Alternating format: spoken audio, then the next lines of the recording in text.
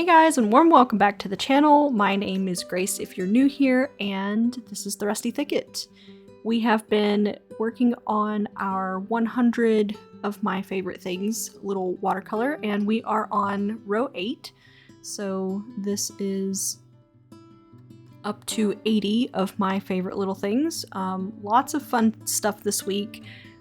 I think I have my favorite, but I don't know, it kind of changes. I have a couple that I really enjoyed painting, so let's see what those end up being. But we do only have 2 episodes left of this little series. I have a fun little thing I'm going to do at the very end with it, and I am going to put it up as a digital download for anybody else who kind of vibes with all the same stuff, and I'll put that up on my Etsy page. I think this is probably one of the longest little projects I've done in quite some time, and I think it's turned out so well. I might have to try and do something like this again in the future, but I have been working on my very first collection and how I want that to come out once I'm back stateside, and since that's hopefully getting a little bit closer and closer, I'm probably not going to say much until some things are real, but we could have some news for you coming up pretty soon, so that is exciting. But yeah, let's just jump right into it. After all of our inking and stuff, we're gonna get started on this little wooden box. I love a box. I like anything that I can organize in. Baskets, we've talked about that before. But I think my first, actually maybe my first real love was string. I liked tying everything up. I just love rope and string and all that kind of stuff. But so I guess my second love would be a box, a trinket box, a little bitty box that looks like, you know, it would hold treasure and stuff, as if we should be surprised, I guess. And then this is a planchette. We'll come back and do a little bit more to it, but it's the thing that you use to read a Ouija board, and I just think they're mystical and magical, and their shape is always interesting. I'm very drawn to a triangle a lot. My favorite gemstone cut is the triangle one, which I think is Trinity cut or something like that. Anyway, yeah, there are the jets.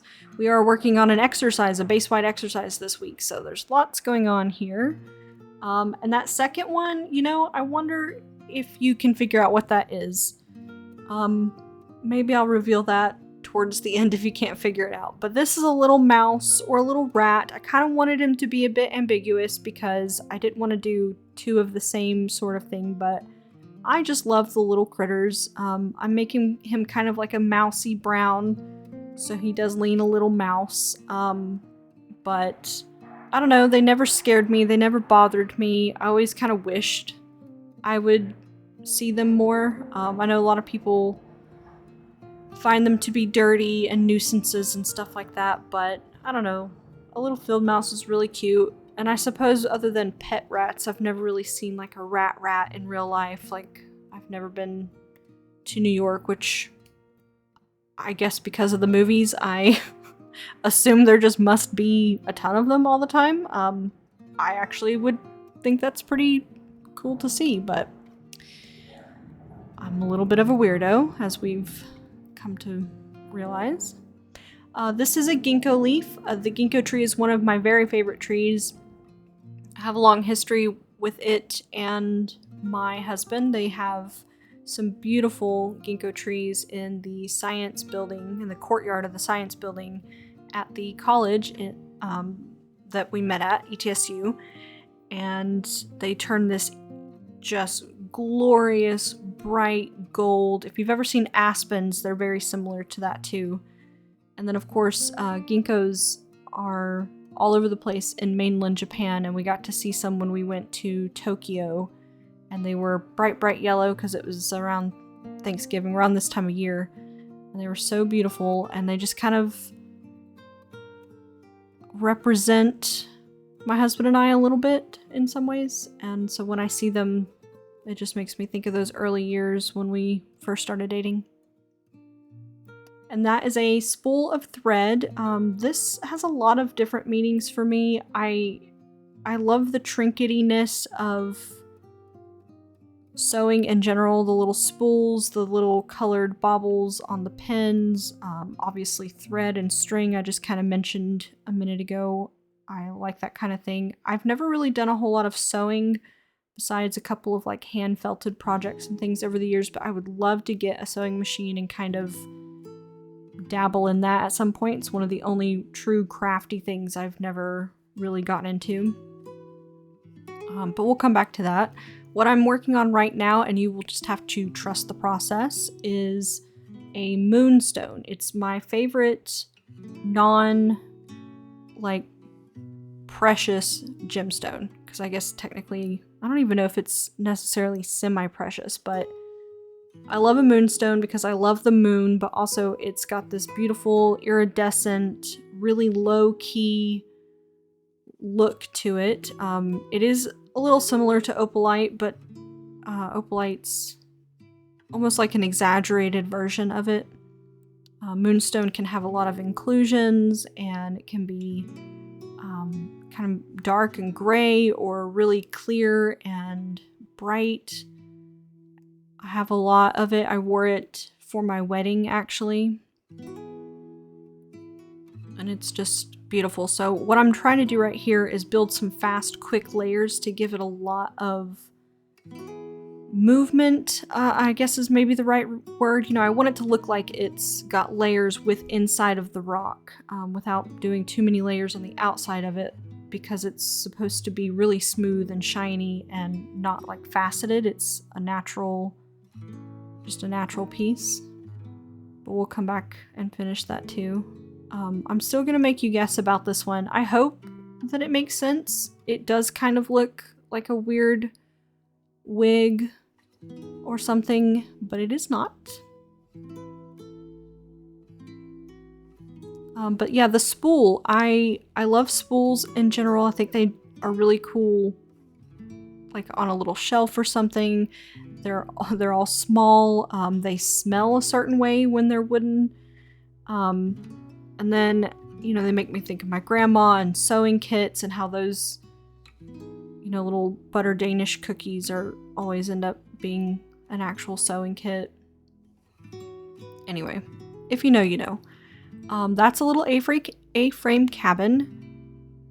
I love a cabin. I love a cabin almost more than I love anything else. And one day, hopefully, I'll have a little bitty one up in the mountains somewhere of my own, but the A-frame is my favorite style of little wooden cabin. I will take anything if I could get my hands on it, but that would be my favorite, with a black roof and some ivy growing up the side of it or something. That would be really pretty.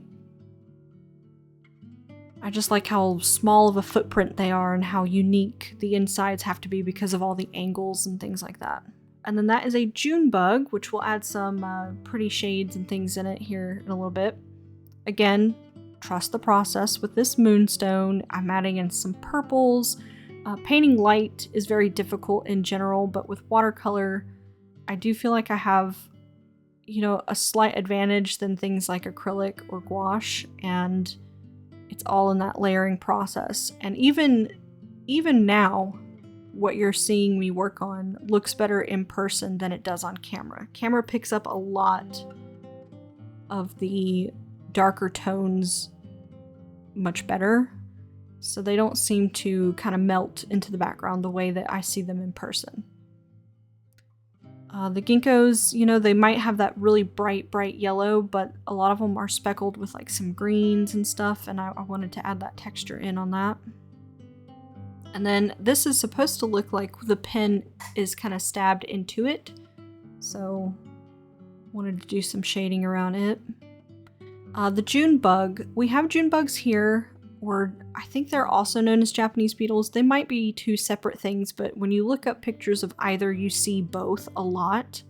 But we have these guys here in Okinawa, and we also had a version of them. They're usually like a green, shiny blue color, and they've got some of this like rusty orange brown on their edges and things. But we used to have them on Beach Mountain in some of these really beautiful vines that grew over the fence leading into the garden area. And I just remember seeing them all the time, putting them in little critter catchers and having them buzz by you and stuff. So they make me think of summer. Just adding some finishing touches on this little planchette. I wanted it to be, normally you see these in like black or gray or even wood. I have some beautiful ones myself, but I wanted to balance out some blues like we've been trying to do here and there. And this had a lot of browns on this row here, and I wanted to make sure I was drawing in some other colors from a couple of rows up. I find it very interesting that a lot of these rows end up having so much of the same color, and that was not done on purpose, which it's convenient for painting, but not something I was thinking ahead on when I drew all these little things out. And that's just a simple, typical, everyday garden variety mushroom. I like these because I feel like they're just the most basic generic mushroom, and they just always kind of get looked over in the world of mushrooms. You see so many gorgeous, crazy, you know, like the fly agaric and the ink cap and all that kind of stuff, but I just like a good basic brown Mario mushroom. And then I had to paint the door purple on that little cabin. It needed it. Alright, and then we're gonna come in and do our white pen like we usually do. This row also just did not need a ton of it.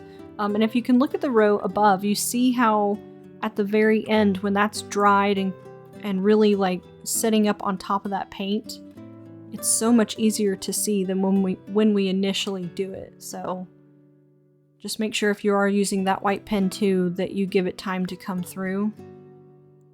So I'm just doing like little dots here and there. I just want to add a little bit of sheen, a little bit of dimension to some things. If you haven't guessed yet, that is supposed to be whipped cream. I love whipped cream. If you've not watched Parks and Rec, Leslie Knope loves whipped cream as well, and I just find that hysterical because I too eat certain things simply to have amazing whipped cream, and the whipped cream here in Japan is incredible because all of their dairy is exceptional. So I will really miss that about here. Add them some little dots on top of the mushroom there. And then I had made a stray watercolor mark on this moonstone before we had even began. You probably saw it in a couple of older videos. So I am covering up some of that darker bit, and you can kind of see where it's supposed to start getting a little shimmery. It's giving moonstone, especially when it's not on camera, but yeah, that's what we have done this week. I am so excited about next week. Look at that pumpkin and the little camera, and oh, that's a banana slug. I can't wait to paint the banana slug.